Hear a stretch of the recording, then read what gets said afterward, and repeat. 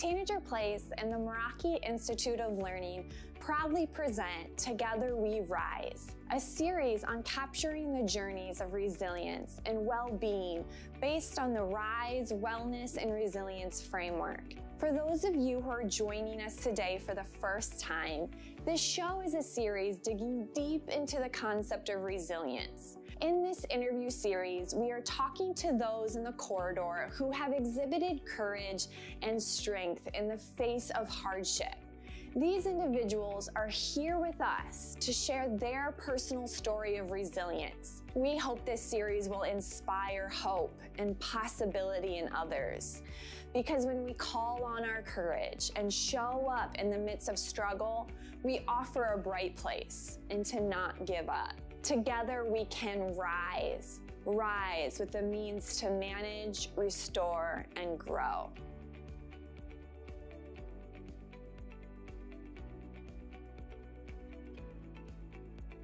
Welcome, Kate. Thank you so much for being here and a part of this project. Kate, why don't you tell us a little bit about yourself? Yeah, my name's Kate Stanton. I am the elementary principal and special ed director for the Mount Vernon Community Schools. I'm a wife. I have two wonderful children, Noah and Grace. Another thing that I probably need to identify as is a coach's wife. My husband's the head football coach in Solon, and so football is a big part of our life. Yes. And living that life of being that is a big part of who we are and what we enjoy doing. So yeah, that's kind of sums up our life. Yes. Well, Kate, you and I connected around this project because you were such a person that I felt like your voice was so important to capture for this. As we really look at the RISE model and we look at resilience and wellness and your own struggles that you and your family have faced and some of that adversity and what you have done throughout the path to cultivating your own wellness and taking care of yourself and your family and your own resilience. Tell us a little bit about that journey. Yeah, so our journey, our biggest struggle in our life has been our infertility. And so Lucas and I got married in 2015 and very quickly decided that we wanted to start a family. Both of us put our careers a little bit ahead of our marriage life, so we got married a little bit later in life and so decided that we wanted to start a family. And so we got pregnant pretty quickly. Unfortunately, that first pregnancy ended in miscarriage, which neither of us had ever experienced in our lives through our families or really any close friends. And so that was our first experience with loss as far as infertility goes. But as I found out when I went through that, so many families and women struggle with miscarriage that it almost is commonplace. Unfortunately, I think that people don't talk about it. But I think if you took a poll of your friends, they say 1 in 4, but it's actually more in 1 in 3. So 1 in 3 of us have experienced at least one miscarriage. And so I think that, started our journey. We then obviously tried to get pregnant quickly and wanted to have a child, and it took quite a while. And so at that time we did start some medication for infertility to just kind of make sure that we were doing everything we could to prepare my body to get pregnant. And so we got pregnant with Noah, and we had Noah in October of 2017. Really easy pregnancy, other than him being breech and him coming 2 weeks early. But other than that, it was a really easy pregnancy.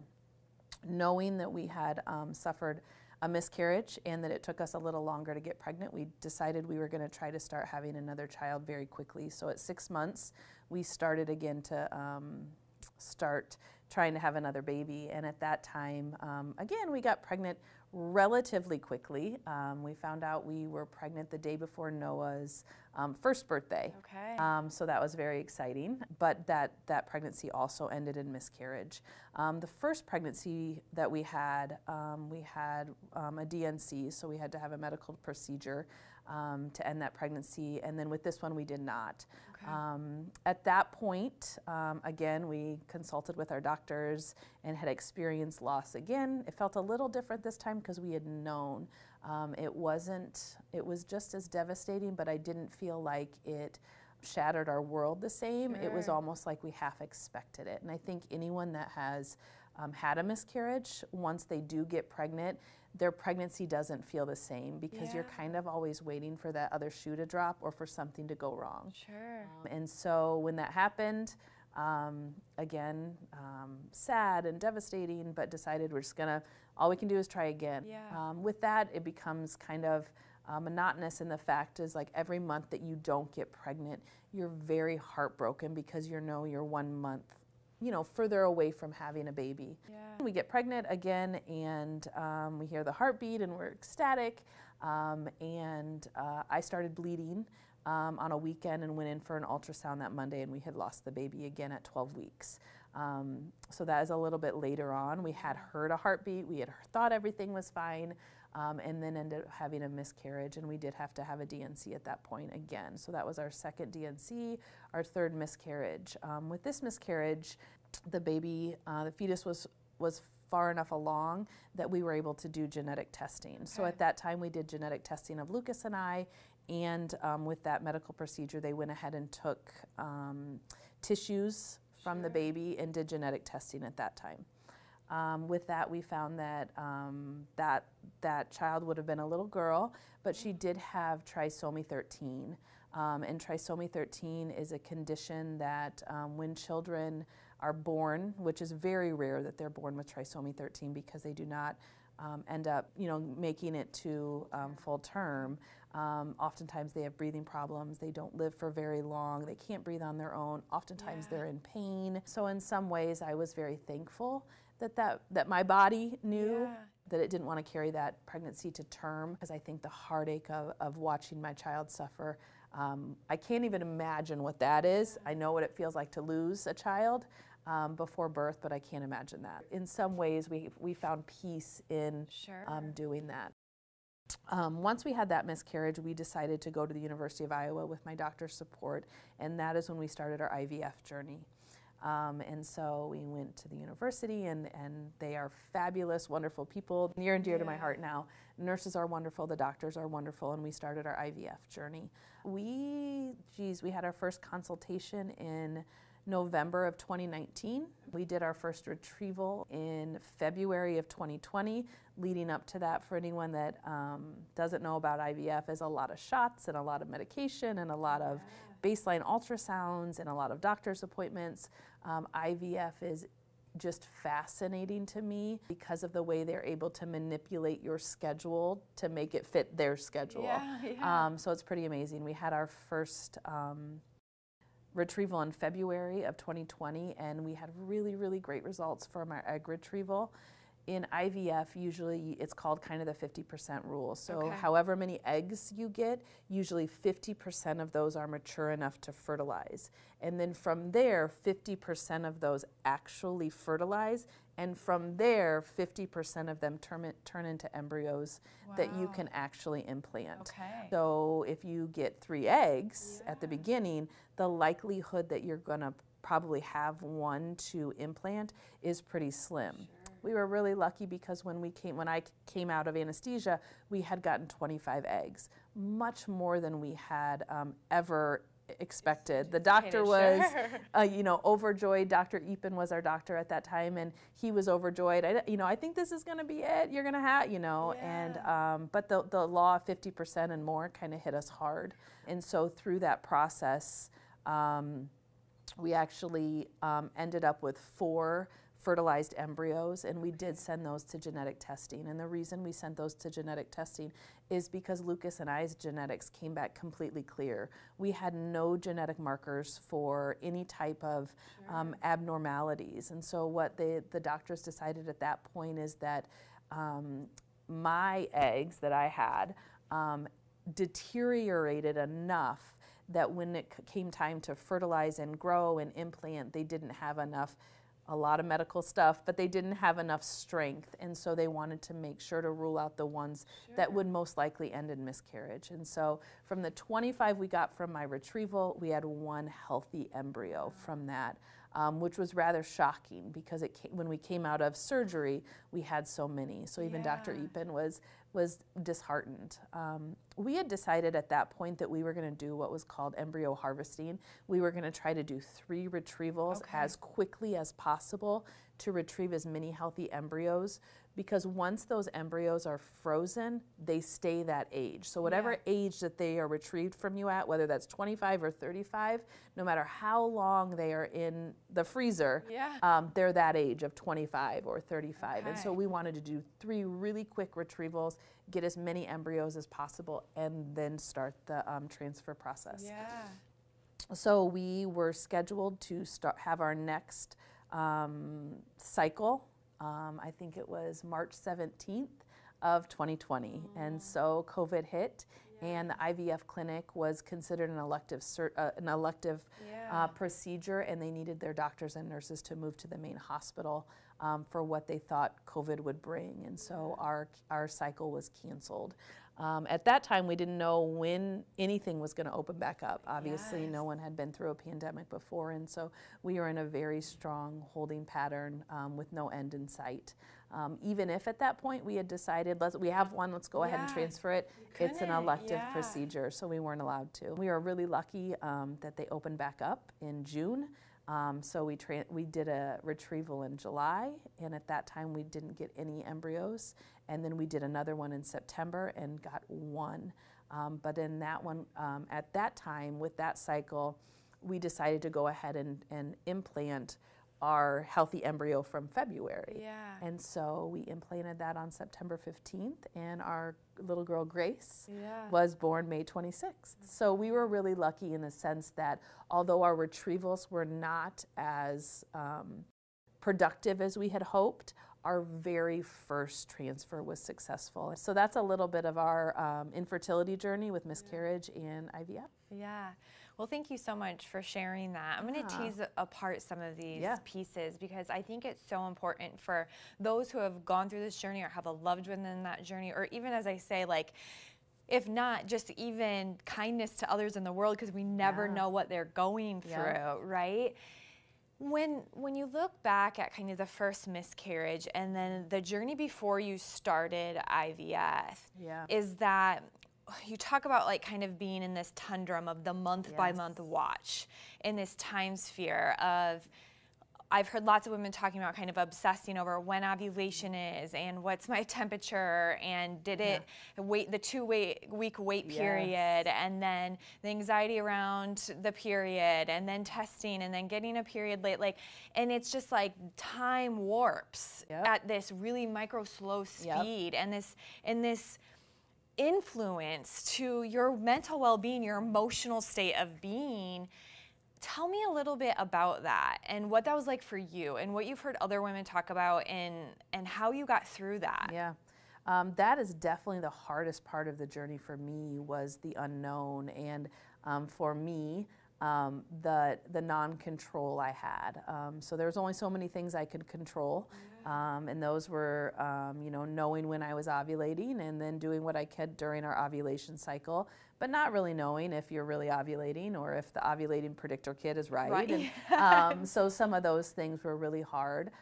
And I think the thing that's hardest is that completely consumes you. And so you'll hear people say like, oh, just relax. Like, you'll get pregnant if you're not trying, or have a drink. If you have a drink, you're bound to get pregnant. And, you know, I think those are the types of things, and you'll see on social media and places anymore that how much those things hurt people.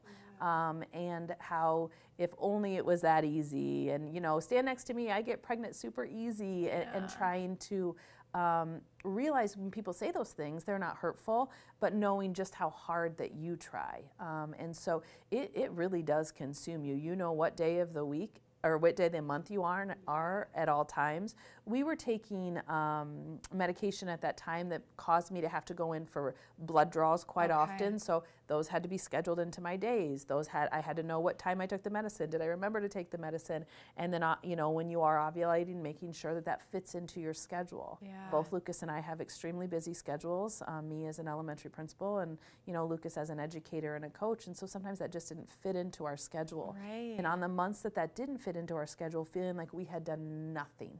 to allow us for our dream. I mean, what we were trying to do was trying to fulfill our dream of having kids. And so that was probably the hardest through all of this. The hardest part is because I could do nothing to control it.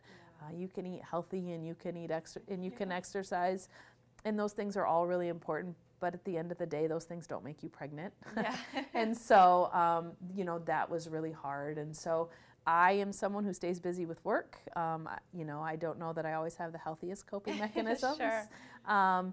And before having Noah, it was harder because there was no one to take your mind off of it.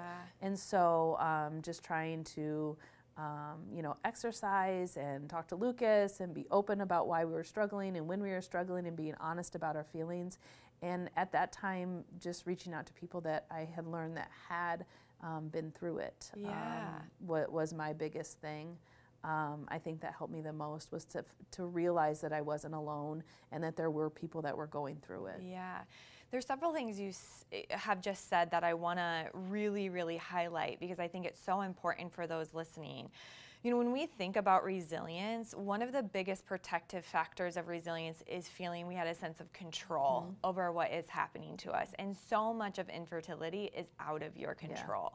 So it sounded like you really focused on what you could control and really cultivated that so that you didn't get lost in the rabbit hole of what was out of your influence.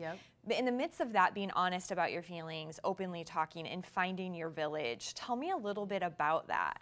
Yeah. So Lucas, my husband, I mean, I hear him say all the time with his coaches and his athletes, you know, you focus on what you can control.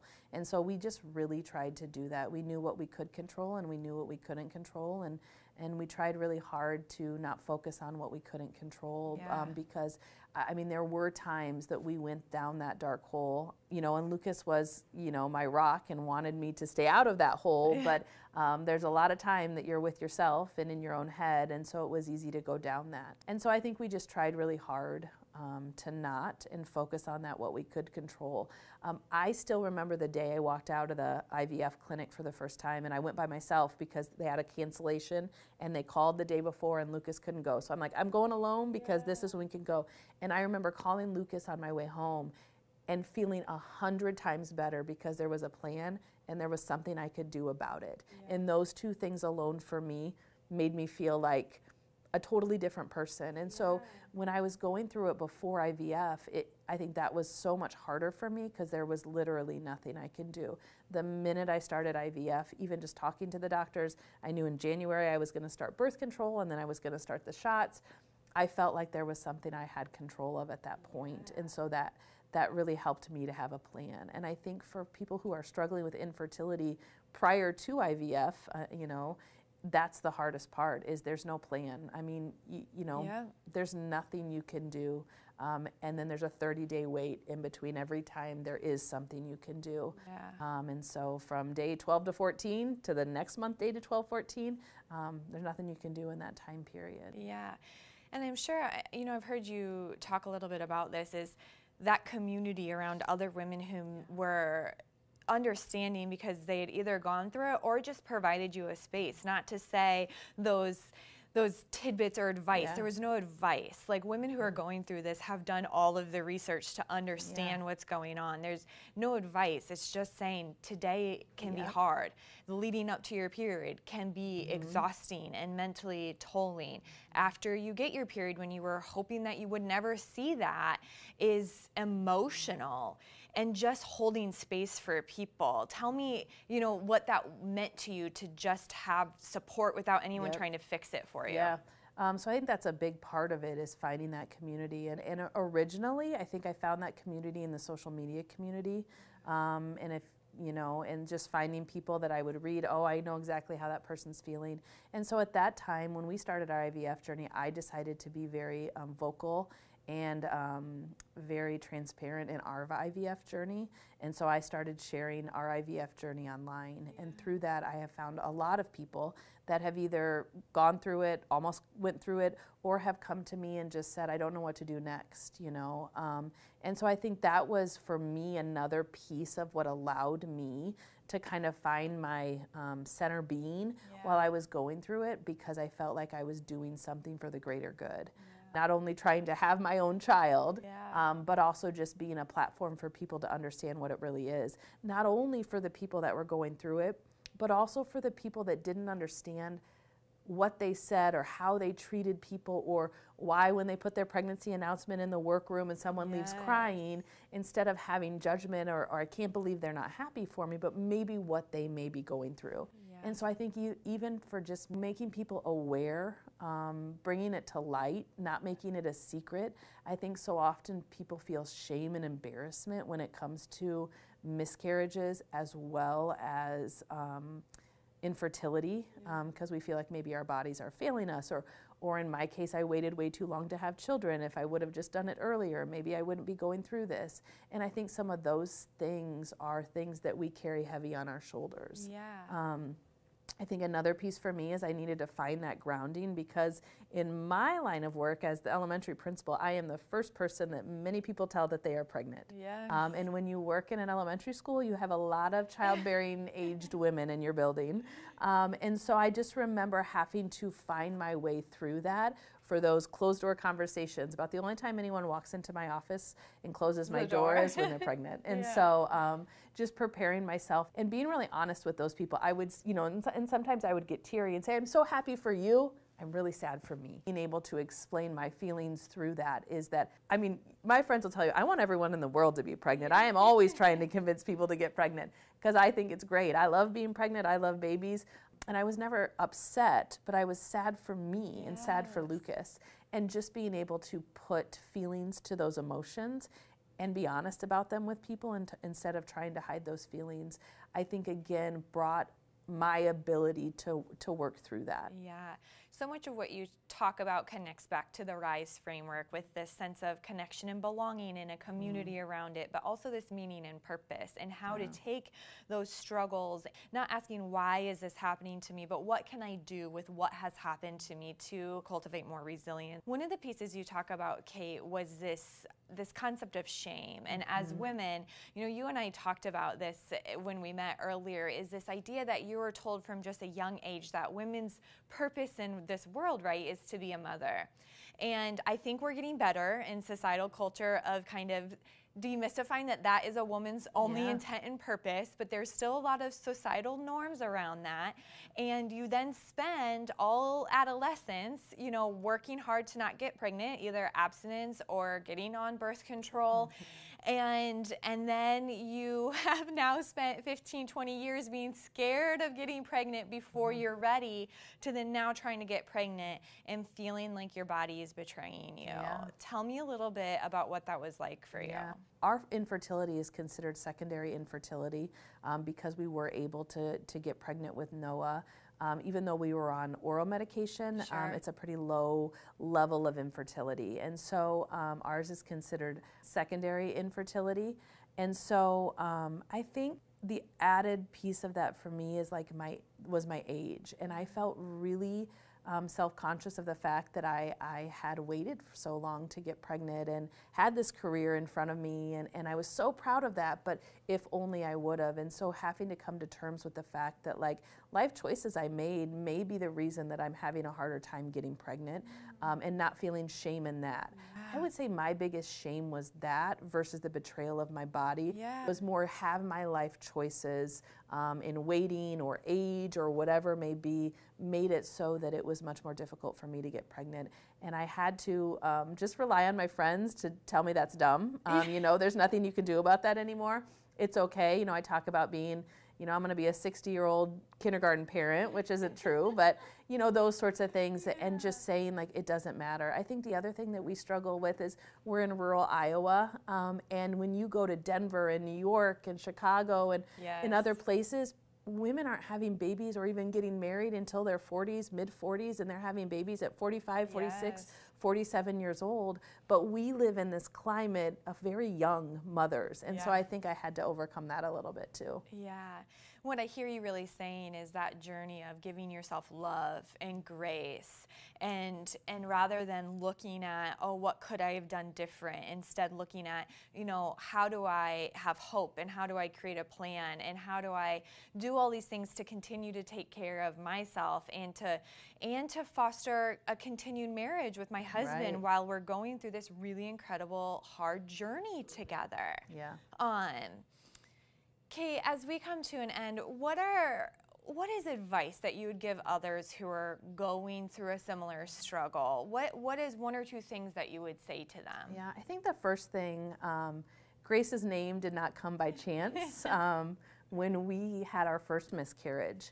I think, the thing that I learned the most in either talking with my staff or friends or then listening to their struggles was like, we in general need to give each other a lot more grace. And grace became a very prominent word, both in my professional and personal life.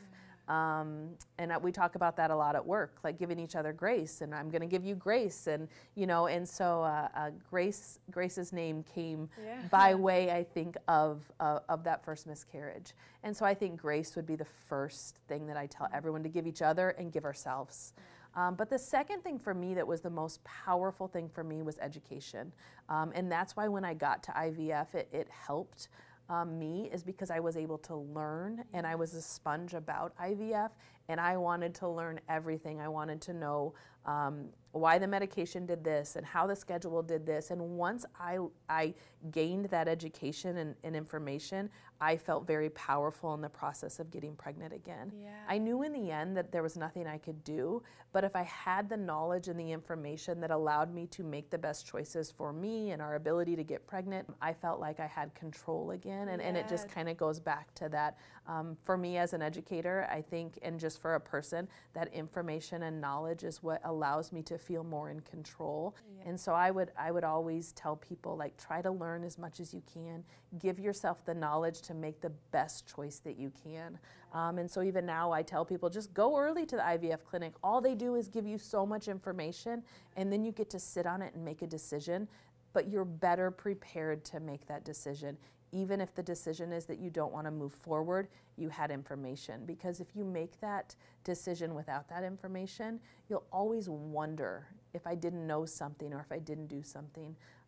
So I think my 2 bits of information would be giving yourself a lot of grace, others grace, but then also providing yourself with as much knowledge and information as you can to make a decision. I love that, and that fits so well into the RISE framework. And when we look at a sense of efficacy and empowerment, and really even when we look at our own social emotional intelligence, what do we need? What is that self-awareness we have, and what do we need to cultivate that ability to continue to care for ourselves along a difficult journey? Yeah.